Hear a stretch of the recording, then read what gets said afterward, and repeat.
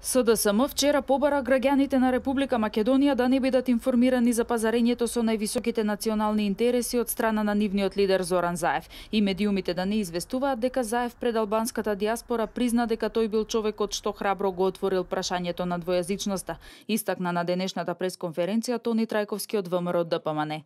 Трајковски нагласи дека прашањето за заштита на националните интереси и одбрана на Република Македонија е екзистенцијално прашање на опстанок на македонскиот народ.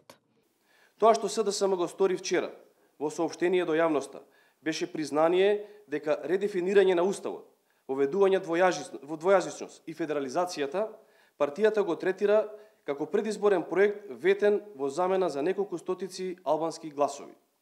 Тоа што СДСМ го стори вчера беше потврда за срамните ветувања кои аболицираниот Зоран Заев ги даде пред албанската диаспора во Швајцарија. СДСМ вчера побара граѓаните на Република Македонија да не дознаат, односно да не бидат информирани за пазарењето со највисоките национални интереси од страна на нивниот лидер. Неколку здруженија на македонската диаспора исто така реагираа на изјавите на Заев во Швајцарија. Од Сдруженијето на граѓани Македонско сонце Тампа од Флорида истакнуваат дека со изјавите во Швајцарија Заев ја открил својата вистинска намера федерализација на Македонија. Македонската заедница од Аделаид и Јужна Австралија го советува претседателот на СДСМ во своите настапи пред македонските гласачи да се фокусира на економијата, инфраструктурата и отварањето на нови работни места и на гласачите да им понуди програма.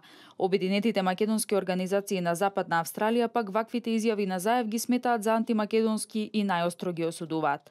Од ВМРО ДПМН вчера обвинија дека лидерот на СДСМ Зоран Заев пред албанската диаспора ветил дека ќе го менува уставот, ќе го официјализира албанскиот јазик и ќе ја федерализира Македонија. На пресот на Ивица Коневски со соопштение реагираа од СДСМ.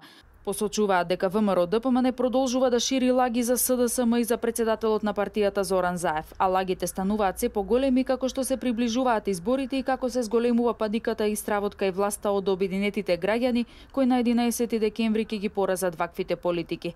Дополнително сметаат од СДСМ ВМРО ДПМН продолжува да го крши изборниот законник, затоа што ваквите официјални пресконференции на ВМРО ДПМН представуваат изборно медиумско представување, а изборната кампања започнува утре.